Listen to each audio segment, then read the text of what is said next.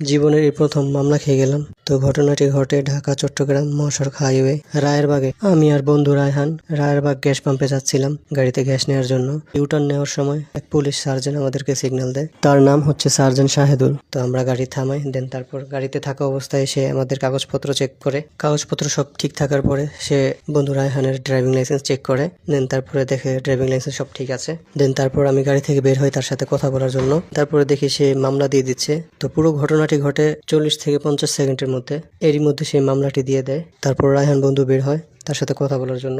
তো আমরা তাকে জিজ্ঞেস করি যে ভাই মামলাটি দেওয়ার কারণ কি। সার্জন শাহেদুল আমাদেরকে বলল আপনাদের সিট বেল্ট পরা ছিল না, এই জন্য সার্জন শাহেদুল আমাদেরকে 6000 টাকার একটি মামলা দিয়ে দেয়। তারপর সে বন্ধু রায়হানের সাথে কথা বলা অবস্থায় আমি ঘটনাটি একটি ভিডিও করতেছিলাম। তো ভিডিও করার অবস্থায় সে দেখতে পায়, আমাকে দেখে ডাক দেওয়ার পরে আমি তার কাছে যাই। পরবর্তীতে সে আমার কাছ থেকে ফোনটা নেয়। প্রথম ফোনটা নিয়ে আগে ভিডিওটা ডিলিট করার পর সে আমাকে জিজ্ঞেস করতেছে আপনি ভিডিও করতেছেন কেন। তারপর আমি তাকে বললাম আমি ভিডিও করতেছি, এটা আমার নাগরিক অধিকার, আর এখানে তো আপনি অসামাজিক কোনো কাজ করতেছেন না, আমি জাস্ট ঘটনাটি ভিডিও করতেছি। পরে সে আমাকে বলে এটা আপনার কোনো নাগরিক অধিকারে নেই। আর সে আমাকে বিভিন্ন ধরনের হুমকি ধামকি দিতে থাকে। আমাকে বলে যে আমি চাইলে এখন আপনাকে নারী কেলেঙ্কারিতে মামলা দিয়ে হাজতে নিয়ে যেতে পারি।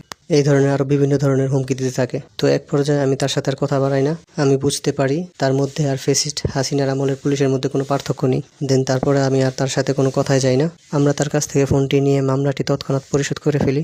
এর মধ্যেই আমাদেরকে দেখে কিছু মানুষজন জড়ো হতে থাকে। আর উপস্থিত জনগণ সার্জনকে জিজ্ঞেস করতে থাকে আমাদের সাথে কি হয়েছে। আমরা তার সাথে আর কথা না বাড়িয়ে গাড়িতে উঠে চলে আসি। আপনাদের কাছে আমার প্রশ্ন, এত কিছু হয়ে গেল, জুলাই হয়ে গেল, এত কিছু হওয়ার পরেও যদি পুলিশ ঠিক না হয়, আগের রূপেই থাকে, তাহলে এই দেশ স্বাধীন হয়ে কি লাভ হলো? এই দেশের পুলিশ কি আর কখনো ভালো হবে না? রায়েরবাগের দায়িত্বরত সার্জন শাহেদুলের ব্যাপারে আপনারা আপনাদের মন্তব্যটি জানিয়ে যাবেন। আর ভিডিওটি বেশি বেশি লাইক কমেন্ট শেয়ার করে ছড়িয়ে দিবেন।